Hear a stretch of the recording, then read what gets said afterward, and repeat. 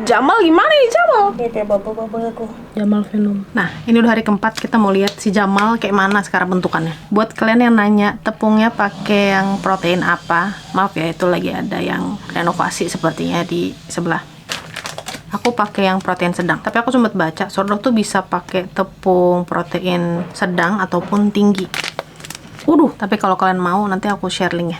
Ini si Jamal, dia emang kelihatannya nggak naik ya, tidak apa-apa, mereka masih hidup. Kalau kalian lihat dalamnya, ada bubble-bubble-nya. Cuma emang dia nggak naik, tapi tidak apa-apa, tenang aja. Ini menjadi salah satu prosesnya. Pokoknya tipsnya adalah kalian jangan panik ketika melihat mereka kayak nggak naik, nggak ngembang gitu. Tapi ikuti dulu prosesnya, jangan langsung dibuang.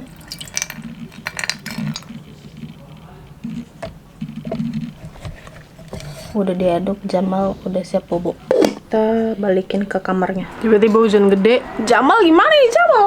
Kita kasih makan bareng-bareng ya. Si Jamal, anak-anak kita. Halo kakak-kakak. Kalau di hari kelima kayak seperti tidak ada perubahan gitu ya. It's okay karena biasanya di hari ke-4 dan 5 itu fase silent atau fase kayak kalem gitu. Lihat ya bapak-bapak aku. Kan. Wah, Venom. Jamal Venom. By the way, tepungnya aku pindahin ke toples. Ini toples bagus banget karena kedap udara. Jamal udah kasih makan. Nanti di hari ke-6 kita ganti toplesnya. Bye teman-teman, aku bobo dulu.